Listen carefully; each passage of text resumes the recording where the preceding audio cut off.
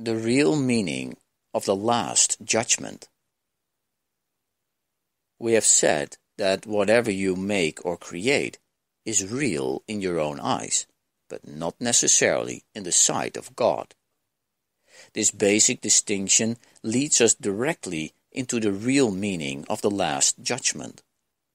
The final judgment is one of the greatest threat concepts in humanity's perception. This is only because you do not understand it. Judgment is not an essential attribute of God. You brought judgment into being only because of the separation. God himself is still the God of mercy. After the separation, however, there was a place for justice in the Shema, because it was one of the many learning devices which had to be built into the overall plan. Just as the separation occurred over many millions of years, the Last Judgment will extend over a similarly long period, and perhaps even longer. Its length depends, however, on the effectiveness of the present speed up. We have frequently noted that the miracle is a device for shortening but not abolishing time. If a sufficient number of people become truly miracle-minded quickly, the shortening process can be almost immeasurable. But it is essential that these individuals free themselves from fear sooner than would ordinarily be the case, because they must emerge from the basic conflict if they are to bring peace to the minds of others. The Last Judgment is generally thought of as a procedure undertaken by God. Actually, it will be undertaken solely by the Sonship with my help. It is a final healing rather than a meting out of punishment, however much you may think punishment is deserved. Punishment as a concept is in total opposition to right-mindedness. The aim of the final judgment is to restore right-mindedness to you. The final judgment might be called a process of right evaluation.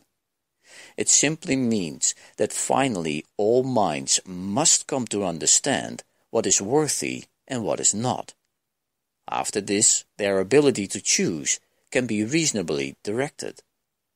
Unless this distinction has been made, the facilitation between free and imprisoned will cannot but continue. The first step toward freedom, then, must entail a sorting out of the false from the true. This is a process of division only in the constructive sense and reflects the true meaning of the apocalypse.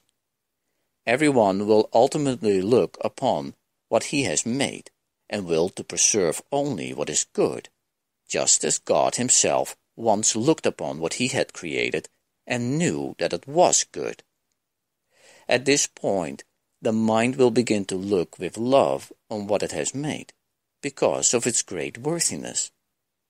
The mind will inevitably disown its miscreations, and having withdrawn belief from them, they will no longer exist.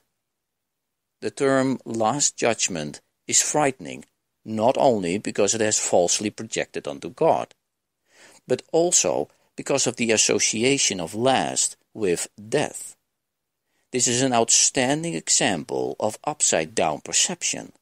Actually, if the Last Judgment is examined objectively, it is quite apparent that it is really the doorway to life. No one who lives in fear is really alive. Your own final judgment cannot be directed toward yourself, because you are not your own creation.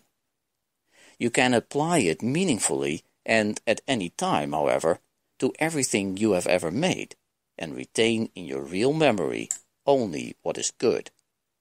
This is what your own right-mindedness cannot but dictate. The purpose of time is solely to give you time to achieve this judgment.